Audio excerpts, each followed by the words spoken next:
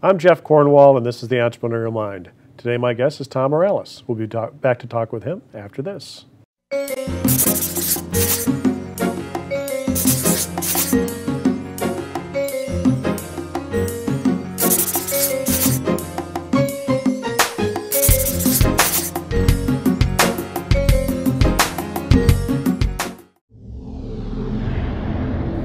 Talkapolis programming is sponsored in part by the Vane Center, now celebrating 10 years service in Nashville, Tennessee.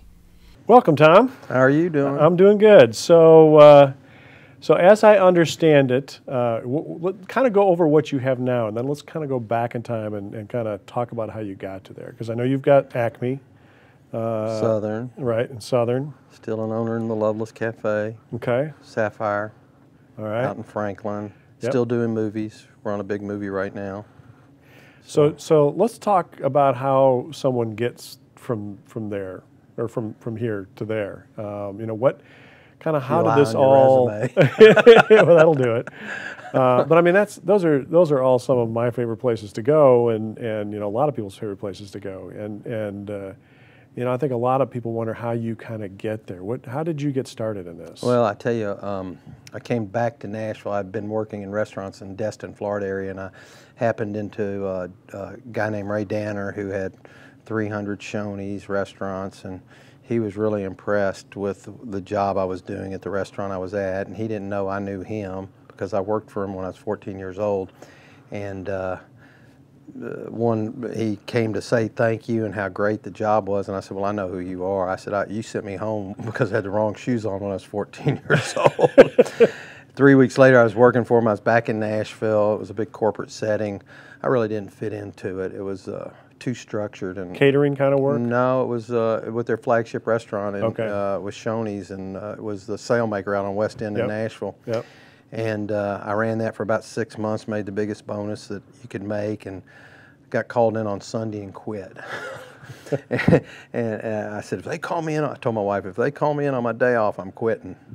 And they did, and I quit. And so I was unemployed, and that's really how my entrepreneurial life started. I was sitting at the Green Hills. Desperation. Green Hills Y. I had a card printed up, and it said TomKats on it. My wife is Kat, and I'm Tom. And so I had met Paul Prudhomme while I was working in Destin, and I wondered why his company was called K. Paul's. And he said, well, she's Kay and I'm Paul. And so I said, I'm going to remember that. So, and I read a book, Fred Smith's book, and that came into play about starting FedEx. And right. So I went out and sold myself to Starwood Amphitheater, which is a big outdoor amphitheater, 20,000 seat out, and I did the backstage catering. And after the first year, season, really, it wasn't a year, it was about 6 months, Steve Moore gave me an award called the Director's Award for significant contribution to the success of the amphitheater, which was just a pat on the back, really, but I took it and made a direct mail piece. At that point in time, the country music was coming into the video age, and they were starting to worry about their appearance on TV, and so I was the only healthy caterer in town, so I was getting the video jobs, and I was doing a Marty Stewart video, Hillbilly Rock, I can remember it. And, so they were a little chubby in those days, were they? Yeah, well, it was more about the singing and the playing than it was the appearance. Now it's just hats and belt buckles, and it doesn't really matter if you're the real deal. It's just how you look on camera. So, but I was kind of on that cusp of that happening, and so I got a few jobs, and I used that as a direct mail piece, the award, to get those jobs. And then a little movie came to town, and they asked me to come in for an interview. And I had just finished Dolly Parton's TV series, and she said, if you need me, use me as a reference. I used her as a reference. The last question they asked me was, do you have a mobile kitchen? Which I never heard those two words together, but I knew the answer. The answer's yes. Yes, that's why I said a lie on my resume. So I said, oh, God.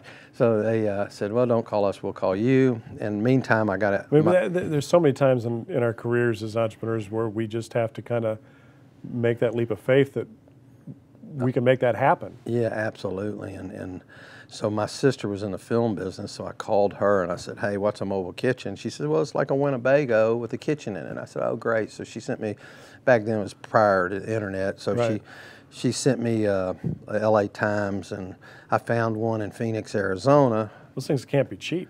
Well, and I didn't have the money, so that was my next big leap in entrepreneurship. I went back. They called me, said, "Hey, you got the job. We start in 3 weeks."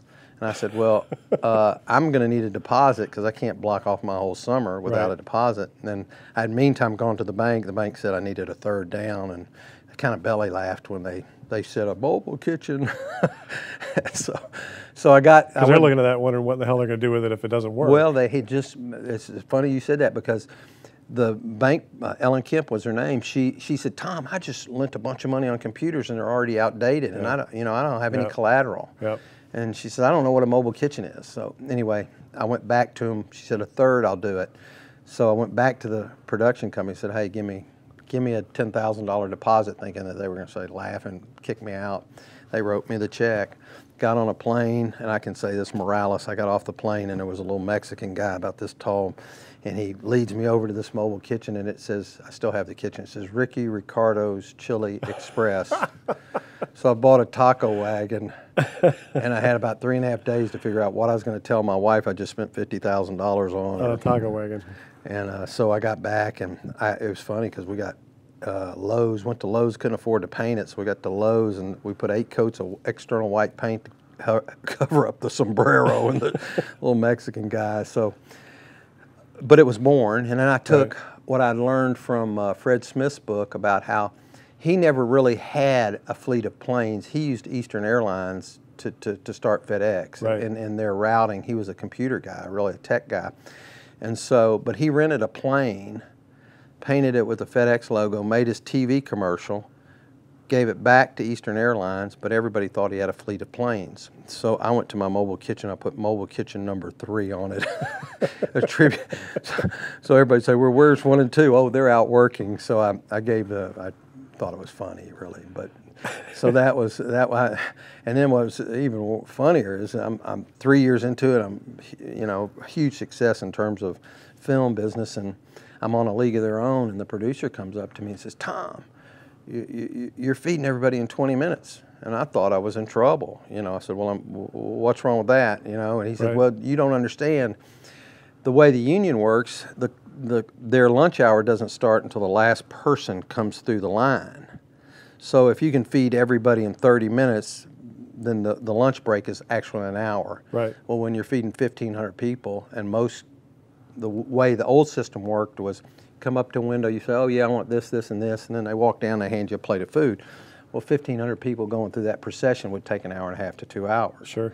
So in essence, when a production is costing them $15,000 an hour to make that movie, and I'm giving them back an hour every day, in essence, I was giving them back $10,000 in production time value that they could go back to work. So they said, "Bring trucks 1 and 2 over. We need you another shot." Well, no, what happened is I revolutionized the way the delivery system in the movie was through sheer ignorance, because all we did was we set up double-sided buffets so that people could pass through. So if there's 1,500 people, we'd set up 10 buffet lines, identical buffet lines, and the women would put less on, the men would put more on. The food cost didn't really, it balanced out, it didn't affect us, but it sped the delivery system up to a point where now everybody in the industry, the standard is the way we did it, and we did it just because we wanted to do it right. So there's entrepreneurial moments that you create that you don't even really realize you're creating. You're just trying to do it right. Right. That's incredible. That's incredible. So now, fast forward a little bit, and you've got several restaurants you're involved with. You're still doing catering. How do you kind of manage that complexity? Being from somebody who was so hands-on early on to somebody who's got that kind of scope, how have you made the adjustments personally? I think there's a couple things that happen. Is one, you have to accept that somebody can do it a little different and get the same result, which is a happy customer. And whether they cut it this way or cut it this way, or they do it this way or they do it this, we have some strong tenets that we believe in: culture of hospitality, things like that. But the reality of it is if you want to grow your company, you have to accept maybe less than what you would do. I tell people sometimes good enough is good enough. Yeah, and if the customer's happy, the customer's happy, and they come back, they come back.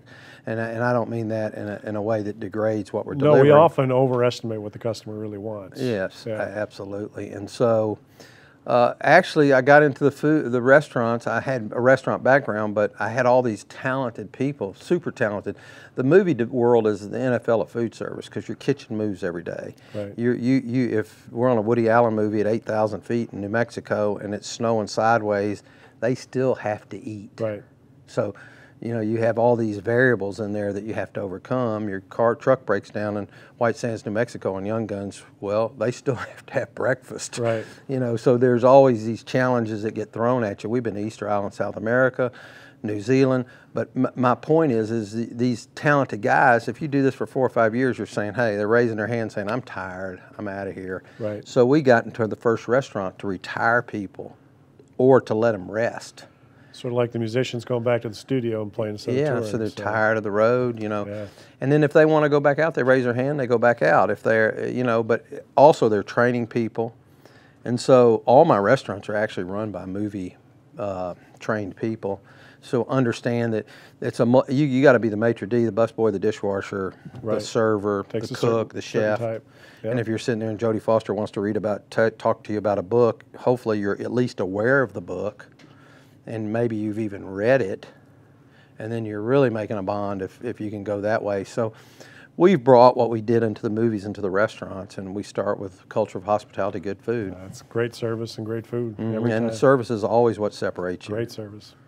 Thanks. Time went very, very fast. I appreciate you coming in. Well, thank you. All right, take care. Nice to meet you. You too.